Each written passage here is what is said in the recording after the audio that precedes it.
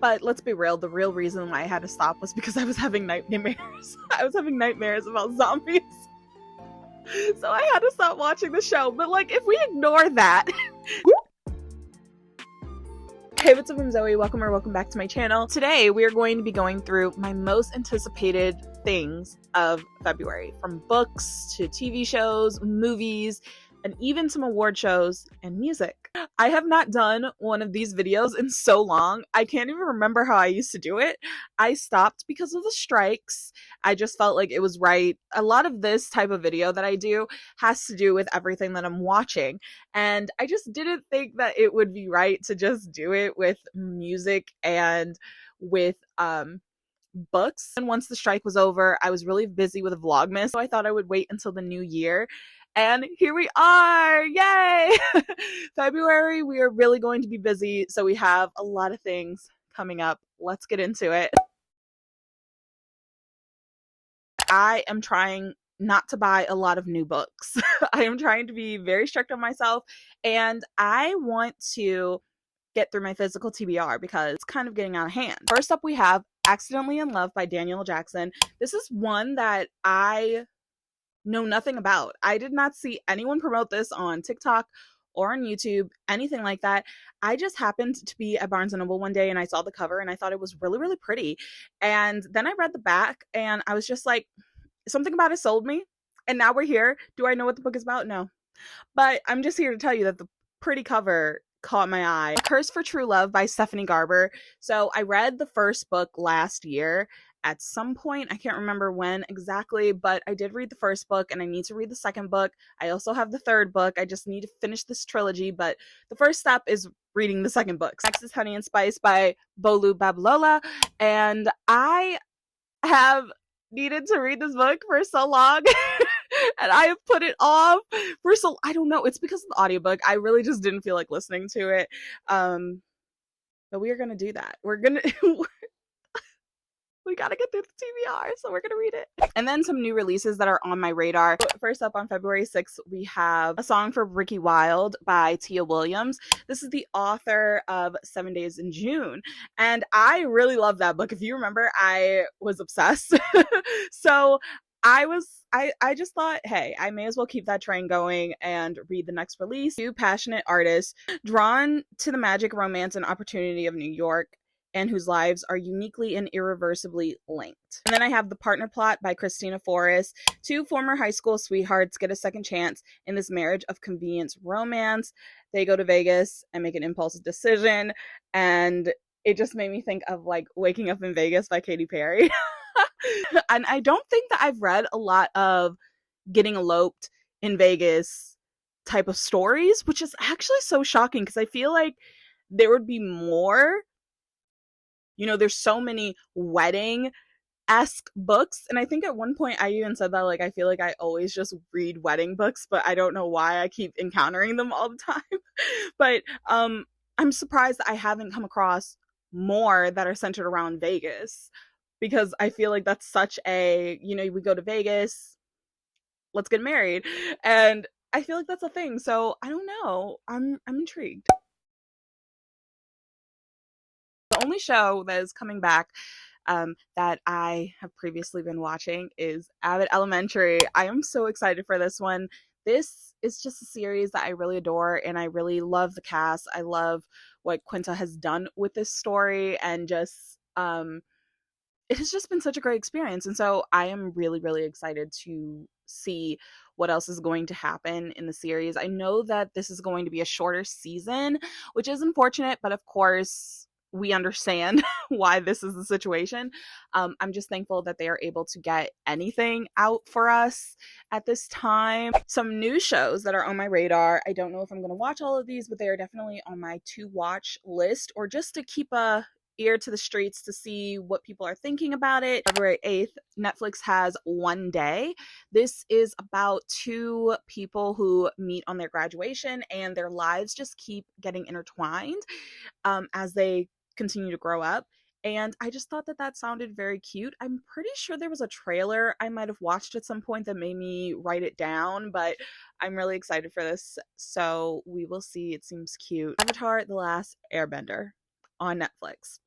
Yeah, this one, I remember going to see the first live action movie in theaters with my friends, and I just remember everyone being so confused as to what we just watched. So I really don't think that this show could be any worse than that. The trailers, they look good enough.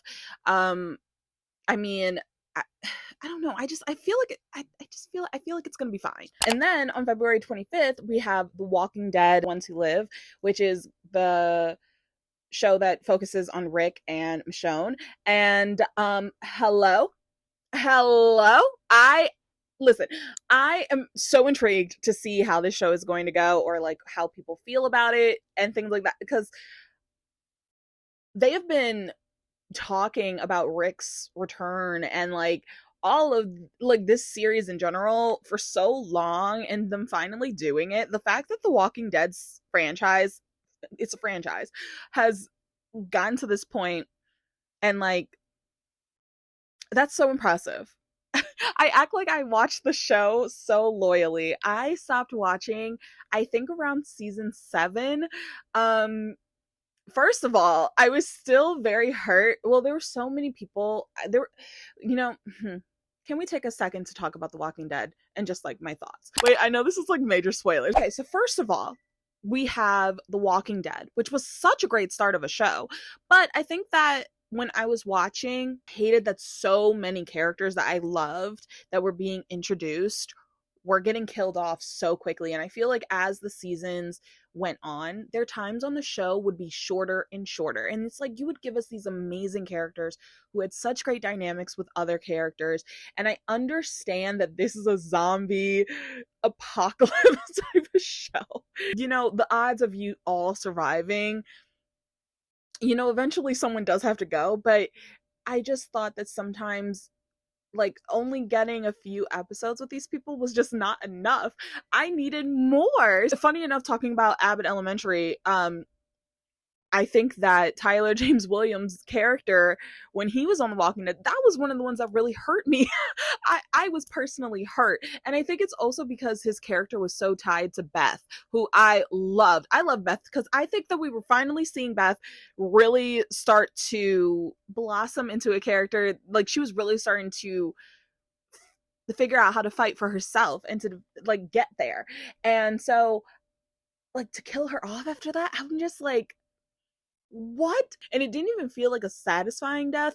Like it just kind of felt like shock value, But like I like everything that people did to get to Beth and all of that, and I just didn't get it. I'm just curious to see what's going to happen. I'm not probably going to tune in unless people say it's really, really good and it's like worth the watch. I might tune in, even though I haven't watched anything else. I like The Walking Dead though, but I do think that like it was just too much. And then the characters who were left, I was just kind of like, and then, but let's be real, the real reason why I had to stop was because I was having nightmares.